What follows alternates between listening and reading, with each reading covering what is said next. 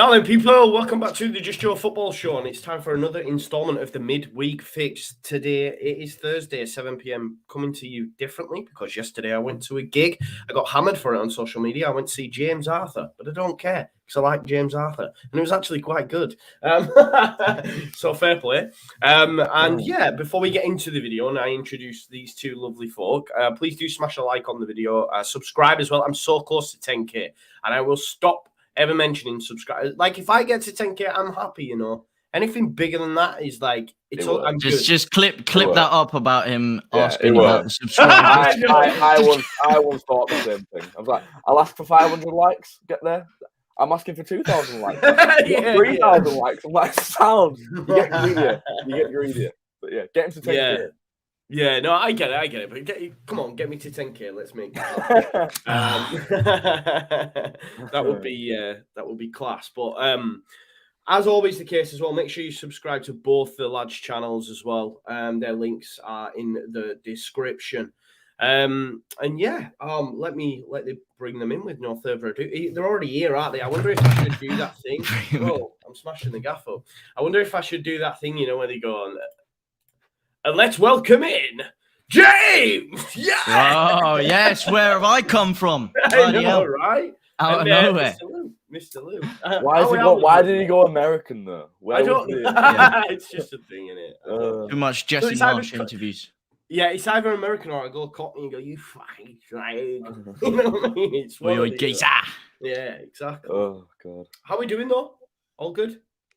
I'm amazing. You know, Leeds are getting points. The sun is out. I mean, let me tell you something. A few days of sun consecutively, almost as good as 2 wins consecutively. I mean, just the energy pours through you the entire day. You know, usually raining, damp, clouds. Not really doing it for me. Feeling good. I'm feeling good. What about you guys? Yeah. Lou, are you with us? Tired, aren't you, bro? Been drinking today? Yeah, on the job.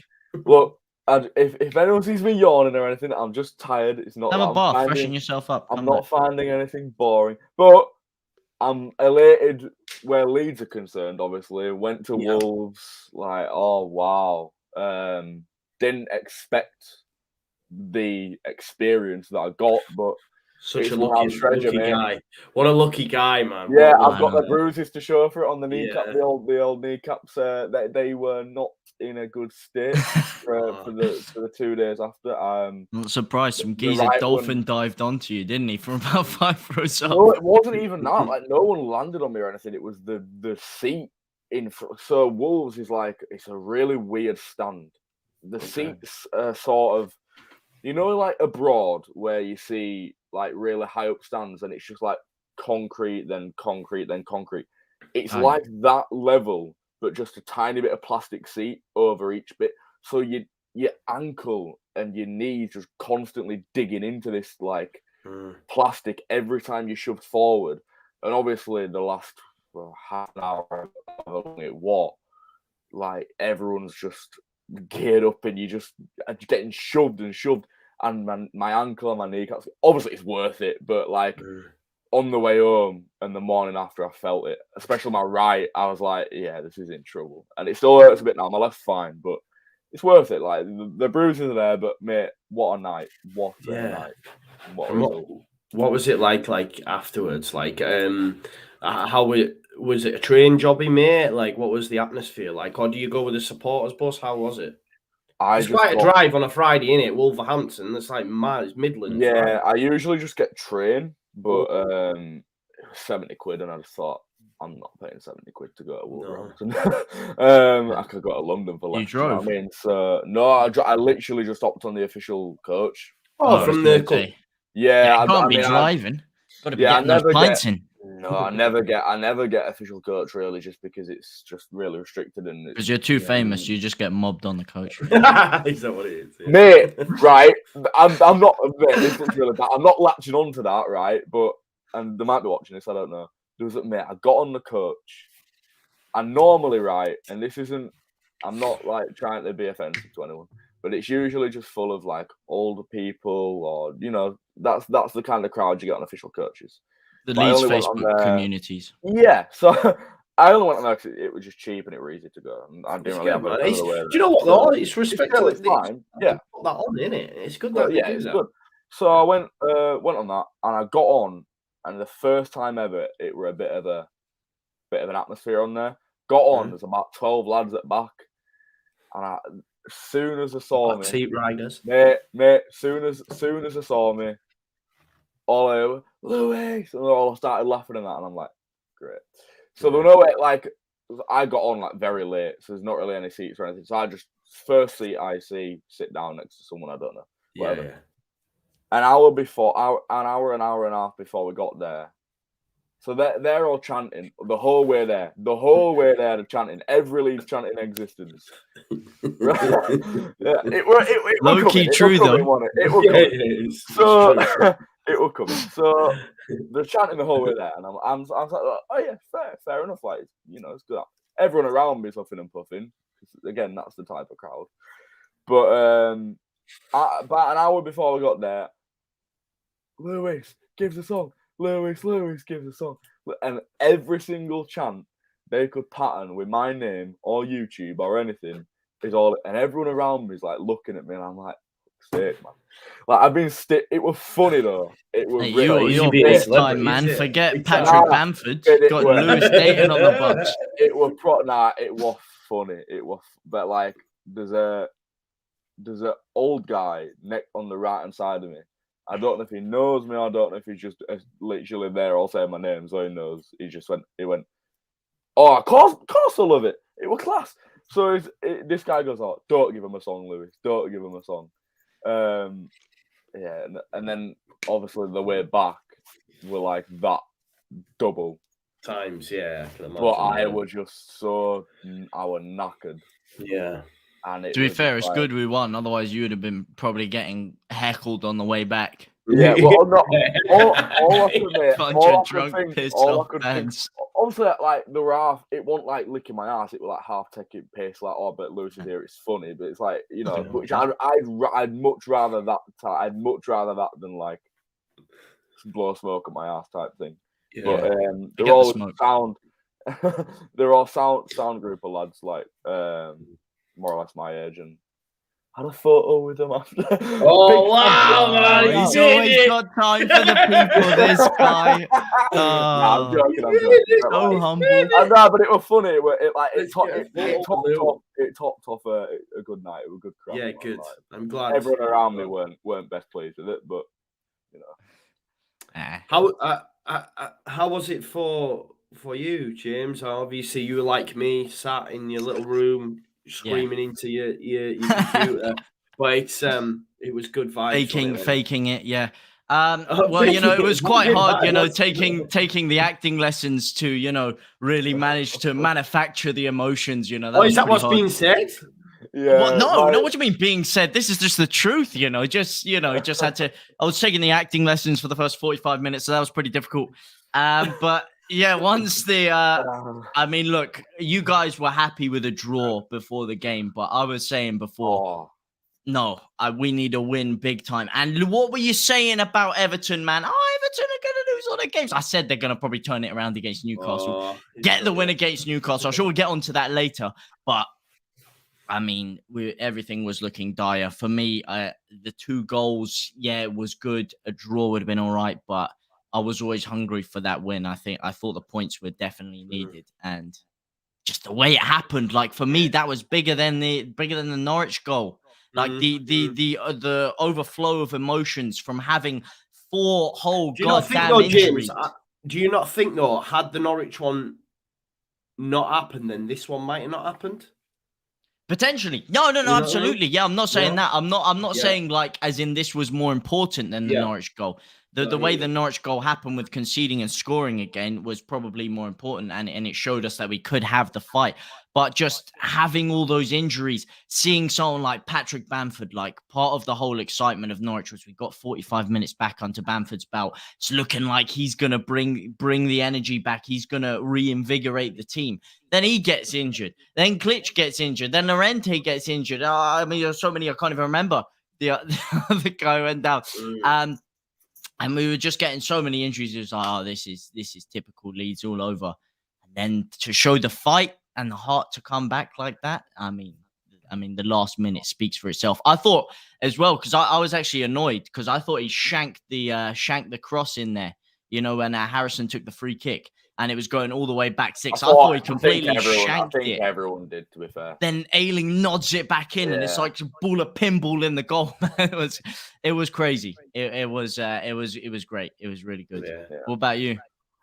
Yeah, amazing, mate. Like I say, amazing. With it being a Friday night as well, like the house was asleep. But when Ayling scored, Rodrigo scored to make it 2-2. Like from that moment on, obviously it just went another decibel. It was amazing, man, amazing. I can't believe we came back twice in the space of however many days it was. And for me now, that's relegation right in the rear view. I know there's still a long way to go, and people don't tempt fate and all that, or don't jinx. I always get hammered for that. Don't jinx it. Like, me saying this has no impact whatsoever what goes on that football pitch. Do you know what I mean? Like, I could say here and say we're not going to lose a game. Like, it doesn't matter.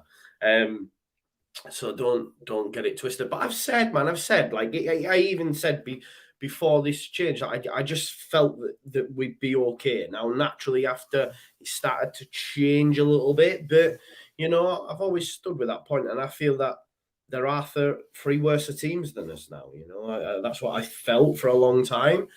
I then started to change my opinion slightly, especially after Aston Villa. I was like, oh, no, we're done. But how quickly it can change, and the pressure just coming off feels so good, doesn't it? That nice little massive breathing room now. Yeah, and we come back, and for me, I don't know if you agree, Lewis, in Watford and Southampton. I don't know, not in that order, I don't think. But we've got different order in it. Southampton, Watford. Yeah, there's two games there that could really sign, seal, and deliver this relegation done. You know what I mean? Look, I'll stick by what I said last week. I think 3 more points does it anyway. Genuinely, I think 3 more points does it. I think we are heading. I know you're looking short, James, but we are genuinely heading for the worst end to a Premier League season down there points wise in 3 or 4 seasons. I think it is. So you're looking at the average of last 2-3 seasons, whatever. The 35 points. This year, it's points per game headed on to be like 31, 32. You're playing a risky game, man. It is a risky game. You want to lie down there with the dogs. We're going to get more than 3 points. When you lie down there with the dogs, you end up with fleas, don't you, as they say. So if we're sitting down there with everyone else, I mean... Yeah, of course, especially we're going to get more than 3 points anyway. We're going to. Like, Southampton, Watford, Brentford, Brighton, these are the games where you're going to pick up points, whether it's a draw or whether it's a win, whatever. I think we'll beat Southampton. I think we'll beat Brighton. I think Brighton are slipping down, aren't they? Yeah, I think Watford away is going to be an hard game. I think Brentford away was always going to be an hard game from the start of the season to now. It was always going to be, and I genuinely think we've got a chance of losing that, but we can't let it come down to that. And we can't let it. No, you're right, mate. No, we can't. Because that is in a one-off. Genuinely, right? And I'll say it now, Lewis. In a one-off shootout, for us to survive going down to Brentford, we lose that game 9 times out of 10. Yeah, this is what I mean. Now, so 9 times out of 10, we I'm lose glad that it's not. I do think that. Yeah, we're saying if that's the game to keep us up 9 times out of 10, we lose it. 9 times out of 10, we lose that in a one-off shootout. That's the game we needed to win to have any chance of automatic promotion in the 18-19 season. We bottled it. That's the game. But we were already up shit's creek without a paddle then. Like even with the wins, we were. If we'd have won that game, Thomas, Frank, the lot of them, Janssen, the lot. We lose that 9 times out of 10. It's just that league thing in it. You think London, Brentford. Yeah. Realistically, really. But we'll be safe before then. We'll be safe. We will. But if it would have come down to that, like hypothetically, I'd have been there like shit. You know, I mean, it's one of those. But yeah, Wolves were just ticked every box that you could want it to tick. Every single box. We're away from home. People have got doubts, myself included, about have we got that fight? Have we got that determination to come back into games? We haven't turned a game around once this season from a losing position. It's the first time we've done that in 14 months. And that says a lot to come from behind and win the game. So that was a massive box ticked, along with, you know, the fight and determination visible to Do you think as well, Lou, like, if you were genuinely, before the Watford game, I know this was where my head was at, if I had a look at our run of fixtures, I'd sort of said to myself, and we said this actually, so props to James because he was the only one who didn't, but I'd sort of written that one off a little bit anyway. Yeah. So for us to get 3 points in it's massive, massive. Yeah, this is what I mean. So in my head, so we were on about it last week, and I'm saying, I think we'll get 6 more points on top. I said before Norwich we'd get 9 points, and that was Norwich, Southampton, Brighton. So in my head, I've written Chelsea off, I've written City off, I've written Arsenal off, I've written Wolves off, I've written Palace off. All these other fixtures, I'm thinking, Palace away, Chelsea, obviously, but now I think Chelsea. I think Chelsea we've got a shot. I think we could get something against Chelsea. Yeah. I do. What we have to factor in as well, I've written that off. What you have to factor in as well is like Crystal Palace. Yeah. They're on the beach, man. They'll be thinking about the FA Cup tie. There'll be players in that side thinking, I don't want to be getting injured for an FA Cup semi-final at Wembley whenever that lands. Do you know what I mean? There's all these little factors where them sort of players are like, they have that in their mindset. So when you're going up against these, you know, mid-table teams, for example, you have a bit more of a better chance. Chelsea, for example, depends where they are in the Champions League. They're also in an FA Cup semi-final. They've got everything going for them, whereas we're fighting for our lives. And you're right, and that heart and desire can get you over that line. So I think we have to factor in that as well. So you make some great points, mate. I think to play devil's advocate with the Palace one, especially, you could look at players that potentially don't want to get injured for the final, but then you can look at other young players or other players that are on the fringes of the squad. That's their shot. If they put a good performance in, if they do something major that game, that's their crack to start in that semi-final. So it can go both ways. Also, like what you said maybe 10 minutes ago, something like that about Everton. I said to you last week, look, they could. They've got all the luck. They've got gods tying themselves to bloody goalposts to get them good winners, man. It won't be timing up. They're done. Have you not seen what Lampard's been going on about? Just stop oil. How about just stop Everton from picking up points, I know they're done. I've known they're done for weeks. But you told me last week, they could beat Newcastle. I was like, right, if they beat Newcastle, they'll lose 4 or 5 after that. So they have the massive character to beat. Yeah, but when they're not conceding fluke goals or corners or lucky goals, then they're winning. No, that interview was so bad. Like, mate, like, honestly, it's like when you lose a game on FIFA against your mate. It's a fluke goal, lucky. It was so bad. But right, so I said to you, they beat Newcastle, fine, but they'll lose 4 or 5 after that. They have the character to beat Newcastle with 10 men. Brilliant. Great. 3 points on the board. But then they'll go get battered 4-0 by Crystal Palace. So, like, ask yourself this question, genuine, like, 6 days, right? When we come back, 6 days where Everton have got West Ham away, they get beat. They've got Burnley away. They've got the worst. That is a bad fixture. For that to get wedged in between West Ham and Scum, I think. And then they've got Man United at home, haven't they? So even like their home ties, where look, Everton do have a good home record, and I agreed with James. You know, I had an argument on Twitter saying with someone I expected them to get results against Wolves and Newcastle at home. Obviously, they were beat comfortably by Wolves, but I just thought their home form. But now that Newcastle game's done, the easy home fixtures for Everton are sort of running out because they've got Leicester at home, they've got Chelsea at home, they've got Man United at home. The only really one I look at where I think they probably may win that is Brentford. The rest are all difficult. But could you say bigger games may help them, you know? Because the tougher the game, more of a challenge, you know, it's something to wake them up, sharpen them up, you know, especially players like Dele Alli, you know, who's probably not well versed to scrapping it out against the likes of Burnley in a relegation battle, but put him up against big teams like Man U, maybe he shines then. I think their biggest problem, or one of the biggest problems, is what you could also argue is the biggest silver lining, but having Burnley and Watford to play is bad for them. They are the two Good clubs. for us, though. Yes, for us. Someone's got to be dropping points. They are the two clubs right up their ass. And if they drop points to Watford and Burnley, especially with then having West Ham, Scum, Chelsea, Arsenal, Leicester twice to play around those fixtures, this is why I'm so passionate, and this is why I ranted for about 10 minutes last week about Everton being done, because I genuinely cannot see a way that they stay up. And if they do stay up, then fair play to Lampard, as much as I don't like him, and fair play to the squad, because they are up shit creek. Well, let me throw that potato back to you. You say those two games there.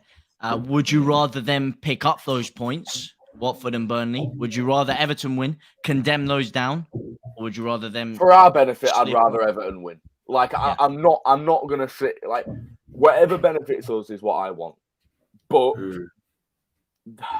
There is that part. I don't know why. I just want to see Everton. I would rather Burnley stay in the league just because I want to see Fat Frank's tears. Yeah, I just want to see Everton. And it's not even just for... It's not even about Everton, is it? No, it's not even about Everton. It's not even just for... Like, it isn't... it's Frank. I know it's really... No, why you got so harsh on Frank, man? Why are you so harsh on him? The past is the past. It's a stick side of it, mate. The past isn't the past. The past is... Yes, it is, man. I don't want to... Look, the guy's had a poor spell. You know, it's unfortunate. He got his dream job at Chelsea. Man. It didn't work out for him. He got the chop. I mean, come on. Right. I don't want him to get relegated back to back. I know this isn't the Everton podcast, but listen to me, right? I do. I know this isn't. I know this ain't the Everton podcast, right? But I'm gonna very quickly say he's the worst example of a manager you could have. Fans and players alike. How are you meant to put your trust in a man who takes himself out of every single situation and looks from the outside in like he's a pundit? He sat there in a press conference talking about the team's form as though he's a pundit working for Sky, judging Everton's form. He's a manager, for God's sake. A world-class one of that. I think the guys at Square Ball had it best. Like, if you listen to his interview, he says, like, the tactics were great up until when we conceded because we were all over them, which they were. Andros Townsend got injured and then it went to pot. But after that, it was then nothing to do with Frank. It was like, up until we conceded, my tactics were amazing. We then conceded, and it was like you said. When it's a fluke goal, though. It's a fluke goal. It's a fluke goal. Rubbish goal. Yeah. Corner. You don't deserve it. Bollocks. All this sort of stuff. And I just thought, mate. The worst thing he said was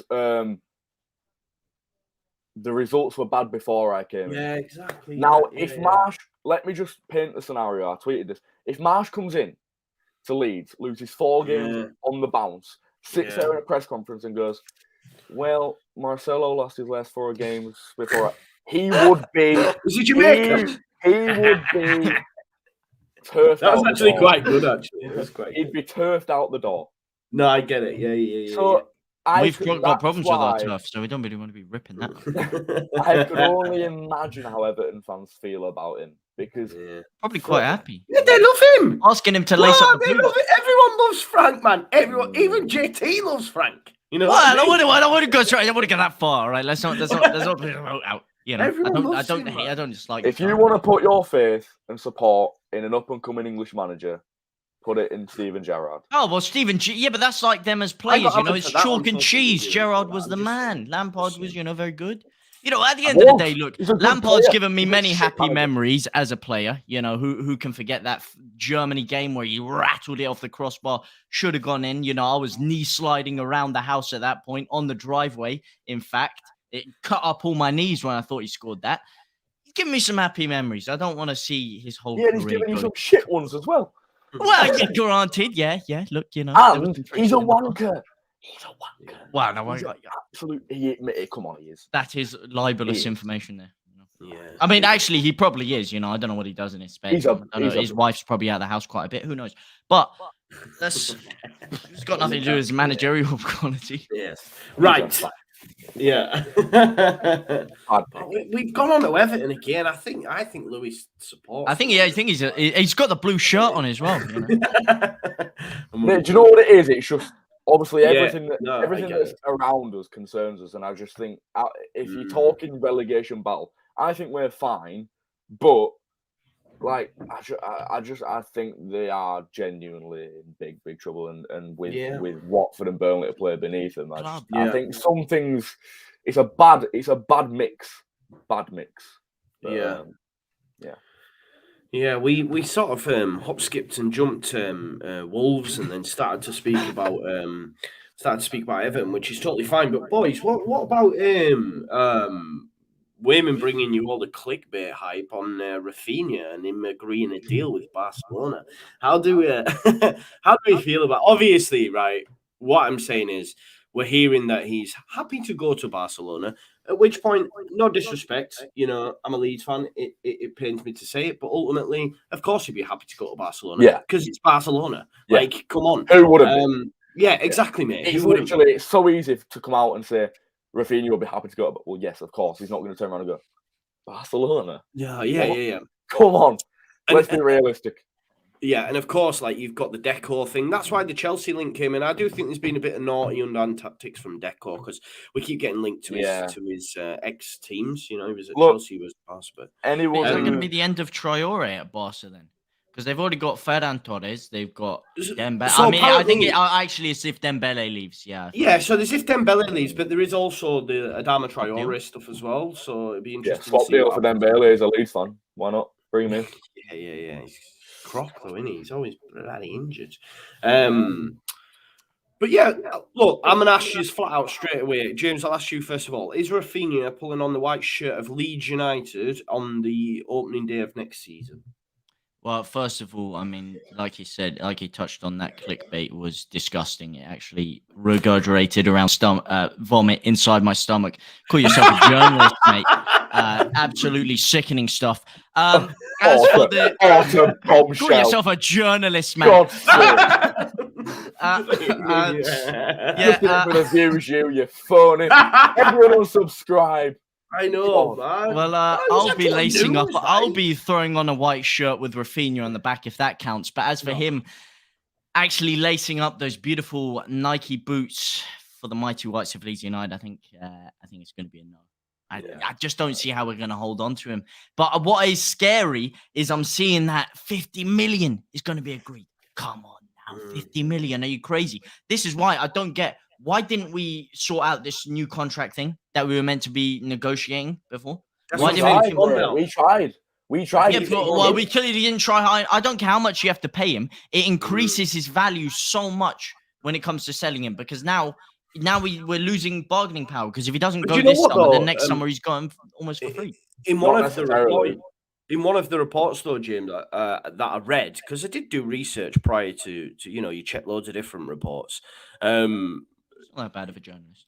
Yeah, I'm not a journalist. Don't even say that. But what I'm saying, is apparently one of the articles or one of the Twitter dudes had said that the reason Leeds United or they weren't able to agree is because Rafinha wanted a reduction in the release clause. But again, I remember back in March last year when Phil Hay, I think he was on the Phil Hay podcast, said there wasn't a release clause. So then I'm like, where's all this chatter about a release clause come? Because in order for there to be changes to a contract, a new contract has to be signed. There hasn't been a new contract signed. So we don't even know if there is a genuinely release clause. We are all just guessing at this. Well, maybe it was something like if he makes a certain amount of appearances, if he gets a certain amount of goals, maybe then a release clause comes in, something like that. Yeah. That's the only facts we have, right? That Barca have been working on him since March 9th, and that Chelsea were the leaders before that until everything kicked off with them. Now, when I read that tweet, all I thought was, would I be surprised seeing Rafinha go to Chelsea? No, I would not. No. Because, and I've said it time and time again, no disrespect to him, love everything he's done for us, but I don't think he's that player that gets Leeds and gets the fans' loyalties to certain things and do's and don'ts. He is a very, very talented footballer. He's young. He's in arguably his prime. He's looking to further his career with better clubs, with more money on bigger stages. Yeah. And the likes of Chelsea and Scum and whoever it may be, no matter if we've got quarrel with them or not, he's going to go there without of course. a second thought, but because he's not that player who would stop and consider the Leeds fans' feelings.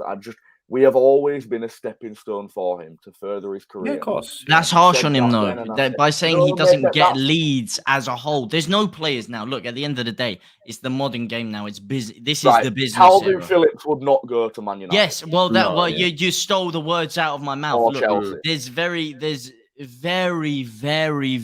very few players that are actually loyal to their clubs now, and it would be a likes of a course. Calvin Phillips, who the club have made him a manager at the club. Yeah, but I don't made think him what Coops he would, was. or I don't think Ayling No. would. Yeah, but Cooper and Ayling are Even not if they being got the come chance, after I'm by saying. Well, Barcelona. they did are pay they? 80 million for Maguire, so you never know. If Cooper might be Barcelona next. comes sliding in for Luke Ayling, then we don't know. But Luke Ayling and Cooper are not in that shop window, unfortunately. The two players we have that are Yeah. Calvin Phillips Yeah. and Yeah. Rafinha. And like Patrick Bamford, some people might say he's someone who gets it. If he was in Rafinha's position, I couldn't guarantee that he'd stay. There's only only one player I could actually feel somewhat confident about staying. And that's only for a certain point if we don't kick on. That's Calvin Phillips. Because if we don't push on to Europe within a few years or so, Calvin's gone out the door as well. And do you know what, though, as well, bro? Like, I'm not concerned about Calvin at all. Like, No. this summer, I'm not. And that's just where my head's at. I know some people... Not going will to Villa? be.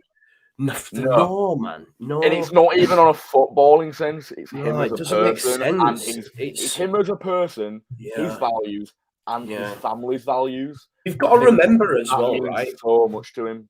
Calvin is not Declan Rice. Calvin's 26, right? Mm.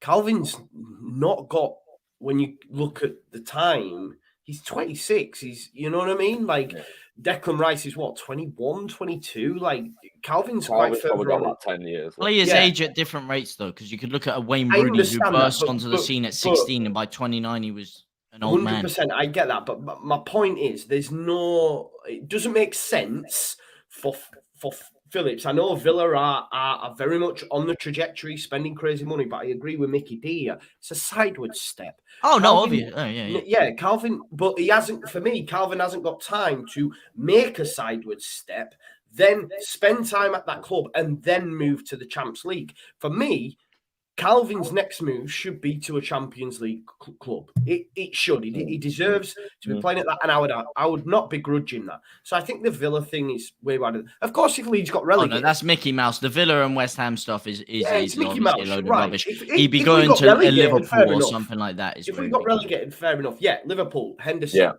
you know what I mean? That unless they go for your man Bellingham, but I get it. But You know, different Calvin would positions, though. He'd be a Yeah, Fabinho replacement. Yeah, true. But I guess Calvin would make more sense from a financial point as well, because I think Jude Bellingham will go for. Ironically, there's insane one money. team that he suits perfectly, and it's the one side that I pray he never goes to, and he said he'd never go to, and that's Man U. Yeah, Because He he wouldn't. would literally wouldn't. transform them. He would genuinely transform them. But he wouldn't. Well, Just- Let me just. No, let's not do that. It's all right. This would be great. This would be great. And I want this harmony. Like she said, Rafinha will stay with us. We will not sell to after the World Cup. Contracted until 2024. His value will increase. It makes sense. And I no, remember that doesn't make any sense. No. doesn't. I think it does, bro. And I remember Phil Hay making a point about this. If we can keep hold of him till after the World Cup, which is obviously in the winter this time around, it's in the winter, and he has a barnstorming, like the impact he's had at Brazil's been astronomical in such a short space of time. If he continues on that trajectory in that World Cup for that Brazil side, that will go very, very far into the tournament, just due to the climate alone, etc., and the players they've got. We could command even more so than we might get for him in the summer. So there is something in that. Yeah, but can we though? But if we'd signed this contract before, Yeah, I think true. yes. But if you're not selling him in January and you're running into the summer, all of a sudden, 12 months left on his contract. In 6 true. months, he can negotiate with whoever he wants for completely free, get a hell of a lot more signing on bonus, get a lot more money. The other club's going to save a lot of money. They'll be like, okay, why would I pay 80, 90 million when I could pick him up for free next year? The only way that would work is if he was literally player of the tournament and every single club in world football was like, I need him now. Yeah. Otherwise, you're walking a tightrope without Mm. without at least bumping him into a new contract in the meanwhile, Yeah. which is what I'd want to see. Yeah. I think we'd struggle to keep. I think we struggle to keep him till World Cup. I do, and that's just my opinion. And I know, I just don't see him being here. I just No, don't. me neither. But And we'll have look, to wait. I don't. Even though what I just said about we're a stepping stone, blah blah. Yeah. I don't mean any disrespect to him whatsoever. He's better than us. Yeah. End of. Yeah. And when a guy comes from Brazil, and especially where we were when he was growing up, his dream wasn't to play for Leeds United. exactly, and that's why I'm not going to blame him for leaving. Like, No. he's had the stage here. He's proven himself. We've been the stepping stone. Obviously, he's like he says he loves it here. He loves the people here. Blah, blah, fine. But I meant get it in terms of if, for example, Scum came along with an offer and they're having discussions with Deco, I don't think you give it a second thought. This is what I'm saying. That changes things for me. Look, if he goes abroad, I'm happy. I'm content. Then I'm like, okay, that's Man United won't go in it for was him a anyway, beautiful man. time. Man United don't want any I'll keep of that, the man. shirt. They've got Sancho and that. If he goes to Barcelona, I'll still wear my Rafinha shirt. I'll still support him from afar because what he's given me. If he goes to another English club, that's when he kind of changes things, unfortunately. Yeah. Do you know what? I think he will go to Barcelona. I do think, and PSG. Maybe PSG as well. That's an option, but I think he goes. Look, come on, this is Leeds. Like, I'm not even talking about the football club here.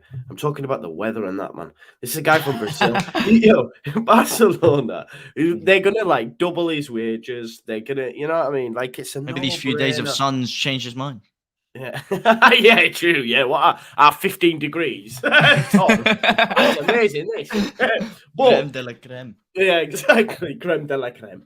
But another good point here by Joe, and I did a video in reacting to this as well, was obviously Victor Orta. He did a webinar the other day for coaches, something I can't remember what it was called, an online thing where basically he said, I want to run with the same squad size as Marcelo Bielsa set down, the 18 first teamers and the rest being under 23s. Remember, let's not forget, guys, you might have been guilty of it. I don't know. I know people in the chat was. I never was, but that's because I was a Bielsa stan. But Bielsa used to get absolutely battered for this small squad. He never wants signings. It's all Bielsa's fault. Now Bielsa's gone, we're hearing that Victor Orta's going, no, that's what we're going to run with now. And we'll do the same under Jesse Marsh. What are your thoughts on that, Lou? Like, I think it's very, very, very, very risky, man. I think ultimately that's not Orta's decision. No matter what he says, if Jesse Marsh wants a bigger squad, if he needs a bigger squad, he's going to get a bigger squad. If he needs to sign, yeah, man. Like, you're not going to employ a manager, especially one that you're passionate about, his philosophy and plans, whatever, and then not give him what he needs and wants. If he turns around to Orta or whoever and says, look, I need 4 or 5 more players in this squad or it's not going to work, then he's going to get, at least 3 players.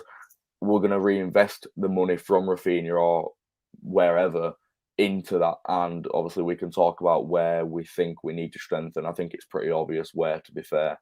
But I don't think for 1 minute that, even though Orta's opinion might be that we just stick with a small squad on the under-23s, if Marsh turns around and says that ain't going to work, then you've got to cater to his needs. At the end of the day, will they go like they did? Will they? Does he have the What, are you cojones to really slap going? his balls on the table against Orta?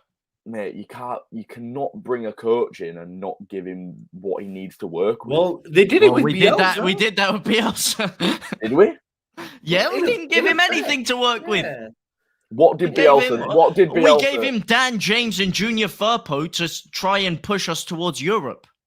What did Bielsa not get that he wanted? Well, this is what I'm saying. Midfielders, strikers, top quality players. Bielsa, he had the entire training ground transformed for a start. That was him.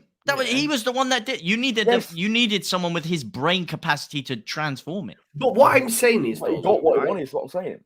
Not player-wise, I don't think. No way. But let's not forget, you had like Lewis O'Brien, you had Brendan Aronson, you had a number of players that we didn't quite get over the line, that the club didn't quite get done, and we assume it's because Bielsa this, Bielsa that. But yeah, someone's mentioned Shea Adams, all this sort of stuff.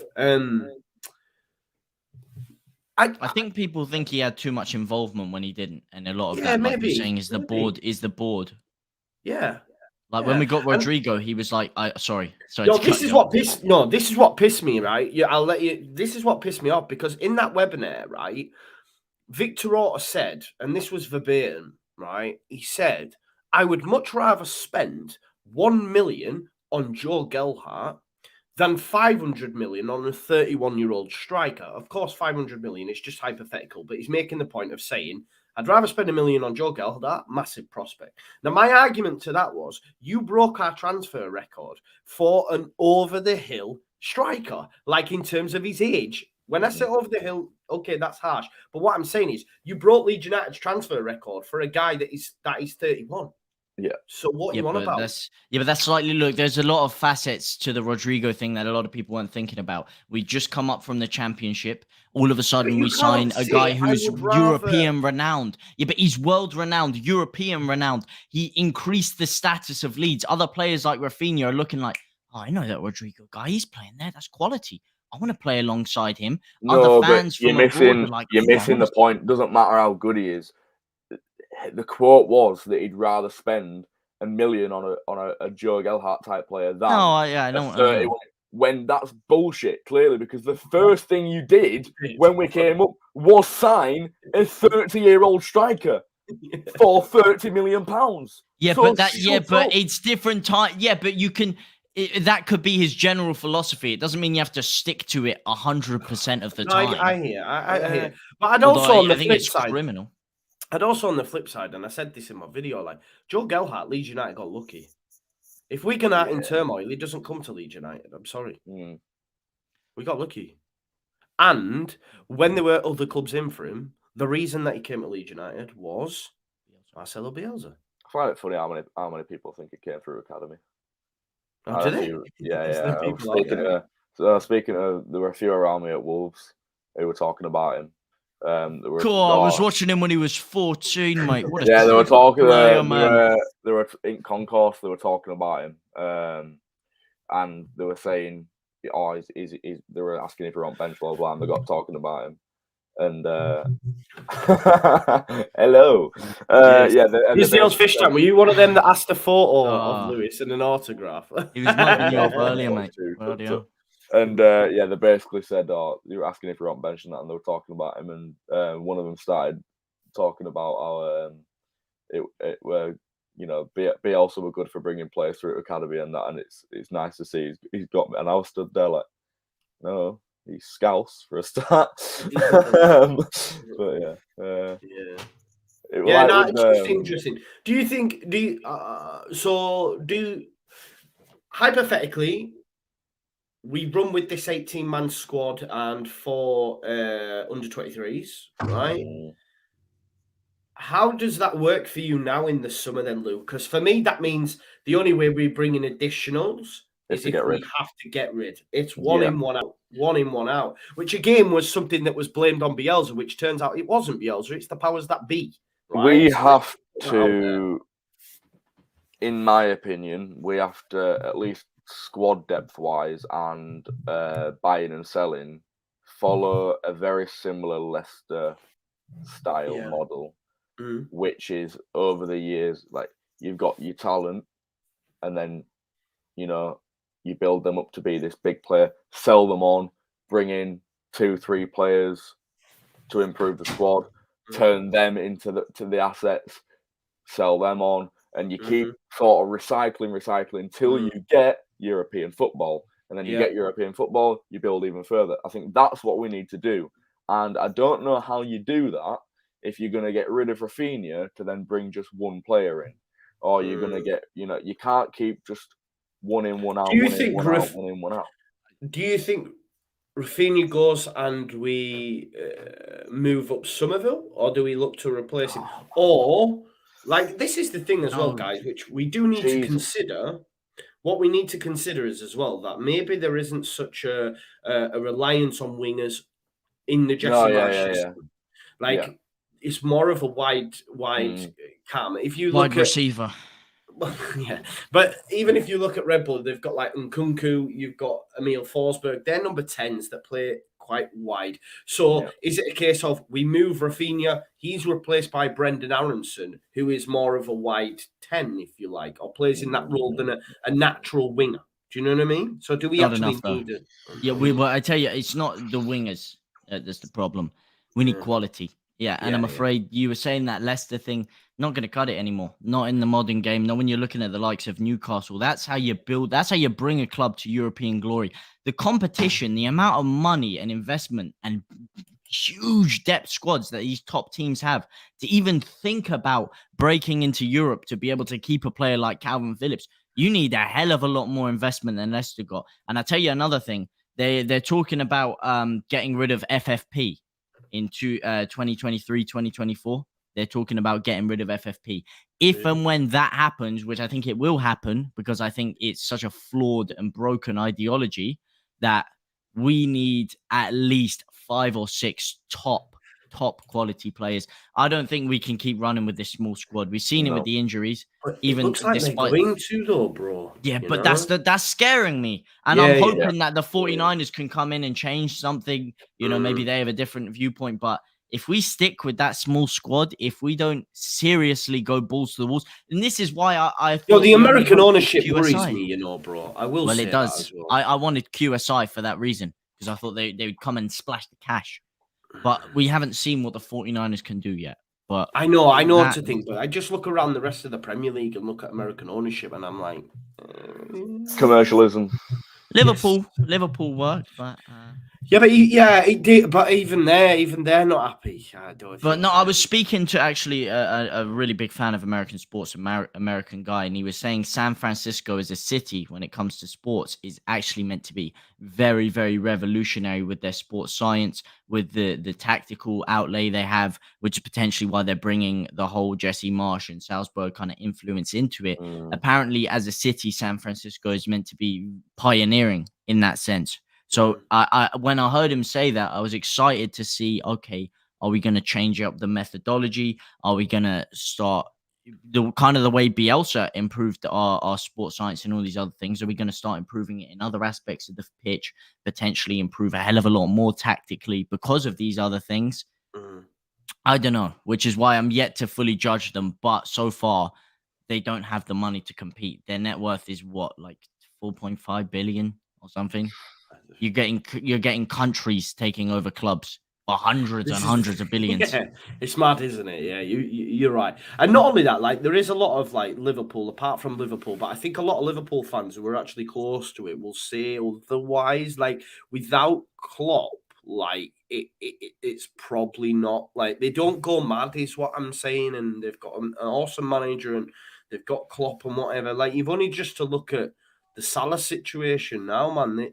They might lose him because they might not pay him what he wants, kind of vibe. And that's just, and Liverpool fans would not be happy with that. But I don't know. I think maybe Liverpool, they were very smart with it, with how they invested it and how their scouting system. That wasn't Klopp's scouting system. That was FSG, which is why I go back to the San Francisco thing. The way that they analyze these talents, the likes of Jota, the likes of Luis Diaz, the likes of Sadio Mane and Mohamed Salah, the way they picked out these gems and they brought them in and fed Klopp what he needed was very smart. It's not sustainable, though. That's the problem with Liverpool with American ownership. Not sustainable in the sense that City, Chelsea, and Newcastle are. For the next 10 years, City, Chelsea, and Newcastle will be there or thereabouts. A club like Liverpool, they had 2 of their best seasons in their history, and they ran City down to the wire in it. They had to have the season of their careers to get picked to the title by City. And then they re-went again, and then they had a dip.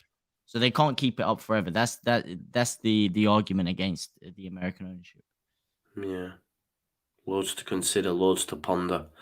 Loads to consider, loads to ponder. But yeah, I think we'll wrap up there, boys. I've really enjoyed that. Unless anyone's got any burning questions or thoughts. Lou, what's going on over on the channel, mate? I've seen you been smashing your reaction vids, your vlogs and that, doing like nearly 60,000 views and that. Big up, my Taking the man. Premier League on Yeah, copyright-wise.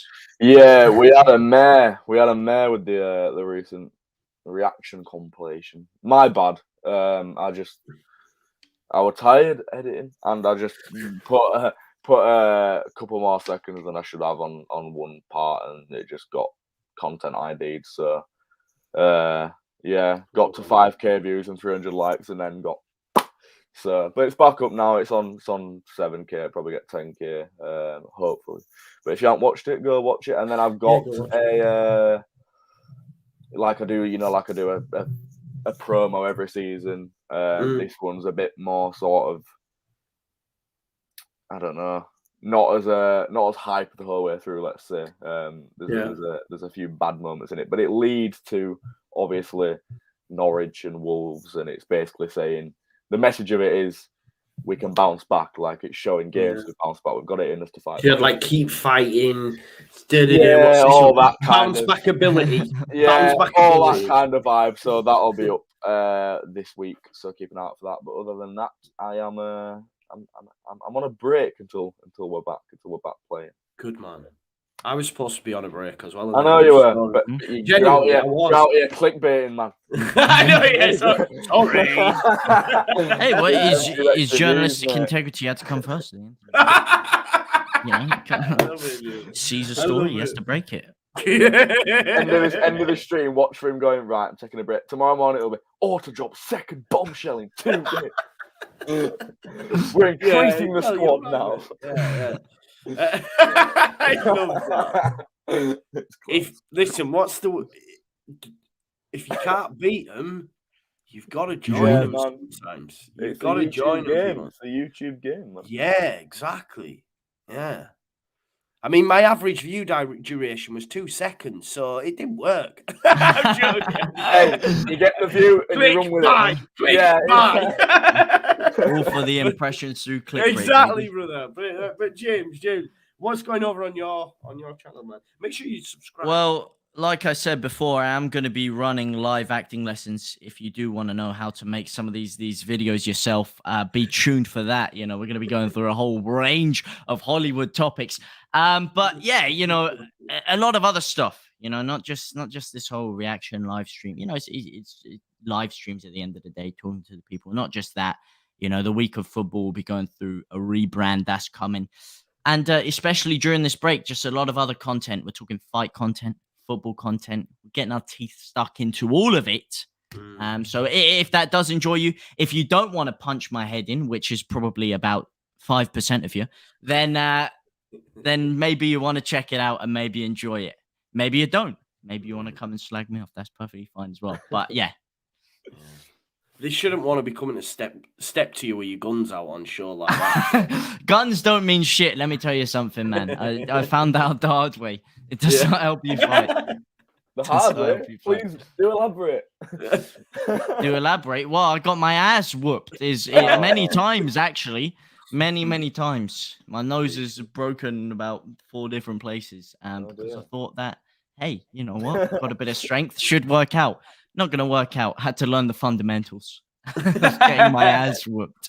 Knees are not fun. I couldn't get involved in any sort of business that sees me getting hurt for fun. Like, it's just not. No, it's fun though. Fighting is fun, man. When you train it, it's good. It's so good mentally. I mean, it gets all the anger and everything out. You know, you're concentrating. It increases your alertness. It's sharp. It's I genuinely think, no, bro. It's like getting punched in the nose, boxing or whatever. I don't have the and maybe that's something that's worked on. I would just then want to windmill. Do you know what I mean? I'd be like, "You've hurt me now." Yeah, but that's the thing. It trains your composure for all aspects of life. That's what I mean. You got to train your mind, like with your muscles, like with everything else. You can train that to get good. You can also train your brain. It doesn't just carry into the ring, out of the ring. You know, any kind of stressful situation. Who's got Raf on Insta? Cool as ice. Cool as an ice bath. Ironically, I want one of those. Not to bring up the old bath situation, although ironically, again, if it was an ice bath, then it would probably be counterproductive for what Lewis likes to do, innit? But yeah, ice baths are very good with training your mind Watch as well. it, Jizz. Watch it, lads. Hey, I went for a whole stream without that. Don't bring Watch that it, back lads. up again, man. Please. Oh, He's bath boy. not put anything on Insta, but fair play. Fair play for getting us to look. It worked. Yeah, definitely. Normally Jakanji's on it. I was thinking I was just gonna say, then I'm just about to go with guys. I need to go because I need to do a Rafinha bombshell.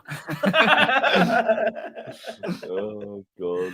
Anyway, Actually, before I do go, big fight. I don't know. It's on the topic of fighting. I don't know if anyone is interested, but our boy Josh. they're having a big fight this Saturday. Josh Warrington and of course Ebony Bridges. You know, 2 Leeds fans. Big night. You know, wish the both of them very, very well. Very excited for it. Definitely. Oh, 14. You mean the actual post? Okay, what's he put?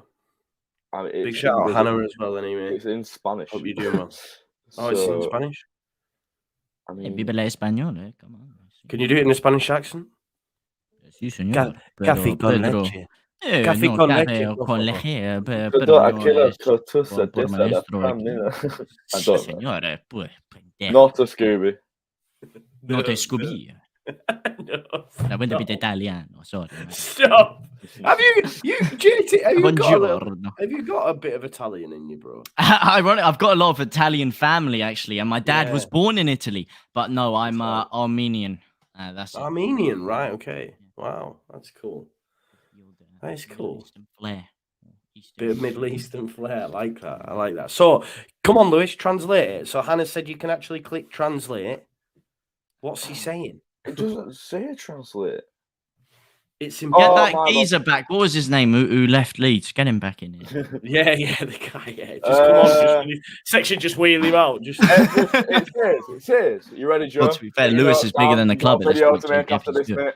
Get your thumbnail sorted. Get everything right. You ready? Okay. Everything you wish for me, I will wish for you double. If you wish me well, I'll wish you well, more and more. If you wish me evil, I'm going to wish you 10 times. After all, we offer what we have. Not really double, is it? He's gone from double to 10 times. Yeah, the not master. Not really Albert Einstein over here. What does that mean? It means I'm going to hate you more than you hate me. It basically means back me and I love you, but don't back me and you can fuck off. Wait, who is this? What are you talking about? Rafinha, Instagram. Oh, is that Rafinha? Yeah, man. Ah, well, you know. Who did you think we were talking about for the last 10 minutes? I don't know, to be honest. I zoned out. Yeah. All this heat is getting to my brain, mate. Well, there's your Deco's commented. What's he said? What's All right, let's get a thumbnail for that breaking news. He just clapped. He just put clapping emojis. So there's your title. Man, Deco's snaking it Wow. up, man. He's a little Rafinha, snake in the grass. Rafinha Rafinha enjoys a clickbait knob, but like Instagram post. What's going on here? Deco I don't understand drops it. crazy hint. Yeah, the bit where he puts, "If you wish me evil, I'm going to wish you." I don't understand it.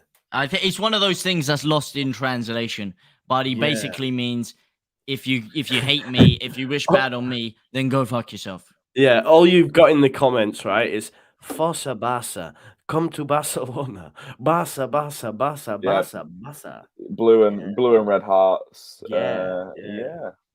So if you wish him bad, he will go Barcelona. Something along them lines. But don't wish possibly. any man bad. Yeah.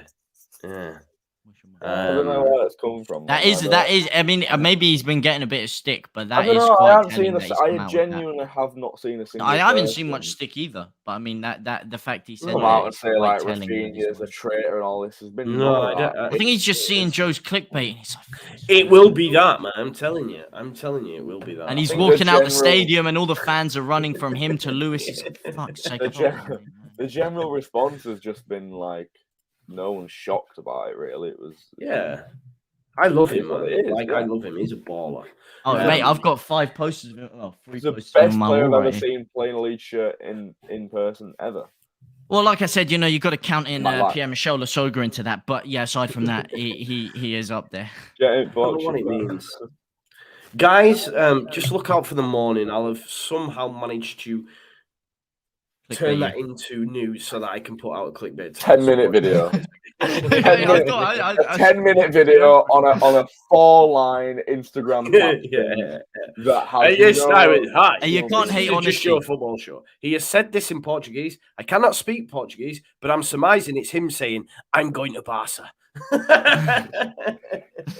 And now we'll pass over to a transfer. Rafinha, to a 10-minute training ground fight. Yeah.